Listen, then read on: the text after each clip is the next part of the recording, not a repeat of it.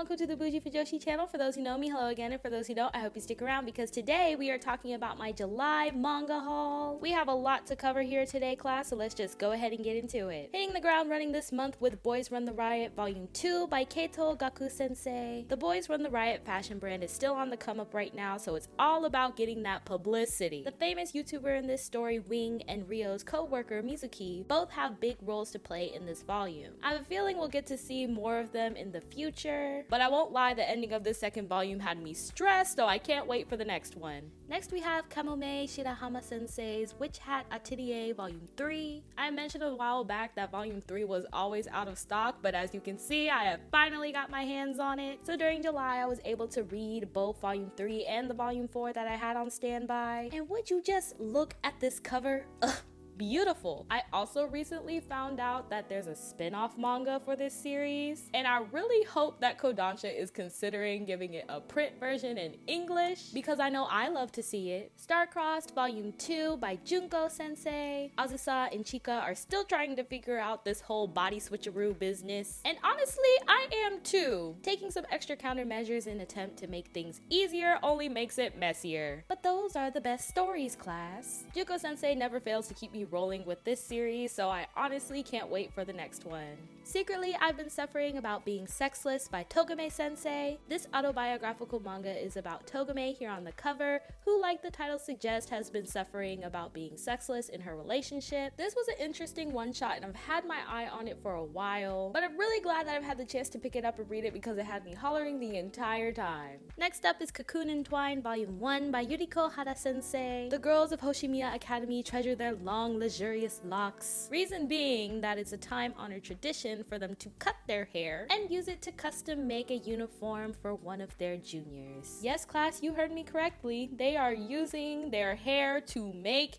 uniforms. Therefore, the uniforms they're currently wearing are made of hair. And the way that the story describes these uniforms the girls are wearing is just very full of beauty and life. On top of it all, the whole story is just beautifully drawn, so I can't wait for the next volume. Volume 2 of Viz Sensei's Love of Kill. We are back at it again with Mr. and Mrs. Smith. I'm just playing, but I'm happy to finally continue reading this series. If you've been keeping up on the anime side of the news, you've probably already seen that there has been an announcement for the anime adaptation of this series. And not too long ago, a teaser visual and video has also been released for the series, slated for 2022. So right now, I'm kind of on the fence of if I just want to pause and wait for the anime, or if I should just keep going. Donuts Under a Crescent Moon Volume 1 by Shio Usui Sensei. For those who have seen my manga hauls before, you know how excited I am for this one. Two lovely career women in a slow burn romance. We love to see it. This is another series I've been waiting to get my hands on, and I finally got it. Volume 2 should be just around the corner, so I'm definitely going to have to hit send to shopping cart again.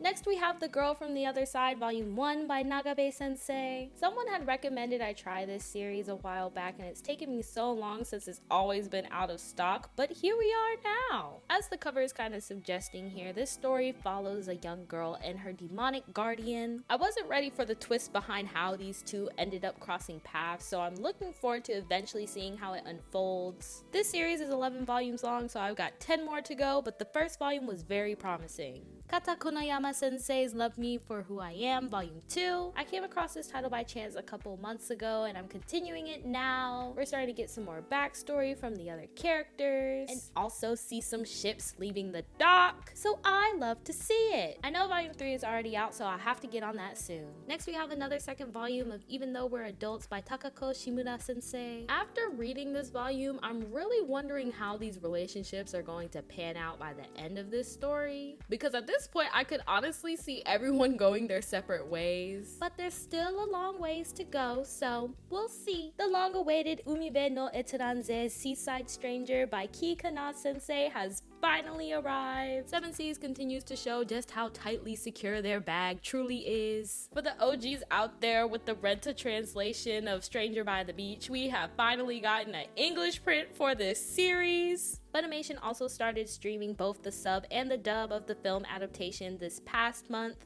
which in addition to this release was the highlight of my July. I did make a blog post about my thoughts on it all, so shameless plug there for the class and wink wink to the future. Moving on to volume 13 of Beastars by Paru Itagaki Sensei. Listen, this volume had one of my ships sailing with a strong wind. Every volume of this series pulls me deeper and deeper into the story. Moving out of the Cherryton Academy setting into the deeper mechanics of this world Sensei has built is honestly one of the largest draws for this series to me. The anime adaptation announced that they will be continuing from where they left off, which I want to say is around the end of volume 11 / the start of 12. But the months between each volume definitely work up my appetite for more, so I'll just have to wait for the next one. Sorata Akiduki Sensei, Snow White with the Red Hair, volume 14. Y'all know I love my Shirayuki Hime! This is one of my favorite shoujo beat series right now. And it also has one of my top tier headcanon OT3s, Shirayuki Obizen. Shirayuki is up in Lilas doing her studies with Ryu, being the lovely career queen that she is, and we love to see it. Her character is so determined and focused on her career goals, so every time she makes a new achievement, I just love to see her thrive. Love Me Not, volume 9 by Iosaki Saka Sensei. Y'all already know I'm ready to share some Iosaki Saka with the class. There are 12 volumes in this series, so we're coming down to the wire with the story. I'm just waiting for one more ship to leave the dock. Judging from the cover, I'm sure that you can guess which one I'm not worried about. There isn't a day that passes without me remembering that this series does have an anime film adaptation, but it has yet to receive English subtitles, so here we are. But we only have 3 more left, so I can't wait to see how it all ends up. Next we have the one-shot She and Her Cat, story by Makoto Shinkai Sensei, and art by Tsubasa Yamaguchi Sensei. If you're wondering why this art style looks a little bit familiar, that's probably because you have read Blue Period, which is also by Tsubasa Yamaguchi Sensei. This story is told mainly from the perspective of the stray cat that is taken in by the single businesswoman here on the cover. I hadn't looked too much into it before I picked it up, so I didn't expect it to be told from the cat's perspective, but it's really interesting to see this perspective and how much he cared for his owner and saw her going through life. The following titles that I'm about to mention are rated M for mature, which means you have to be 18 years or older to buy and or read these series. Atsuko Yusen Sensei's This Wonderful Season of You, video game developer in progress Inoki and ex-baseball player Shirataki are the feature couple of this one-shot. This story comes from the same mangaka of Dekoboku Sugar Days, and I'm happy to have another one of their works. Tokyo Pop also announced that they will be doing the sequel to Dekoboku Sugar Days, so I'll definitely be on the lookout for that.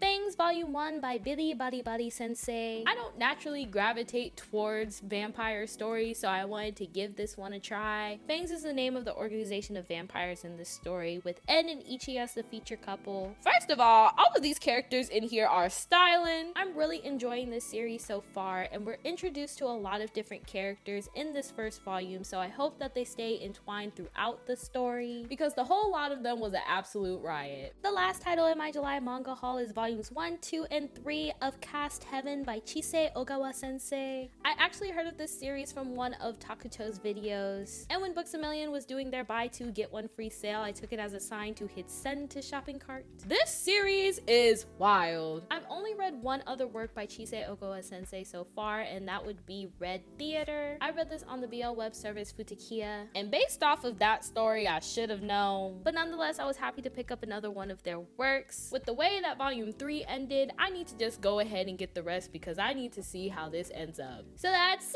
it! July was definitely filled with some great releases for my weekends, and I look forward to continuing them. There are a lot of titles coming up that I'm excited about for this August already, and I can't wait to share with the class. Thank you so much for watching. If you like what you hear today, make sure you hit that like, subscribe before you leave, but that's all I have for today. So, bye!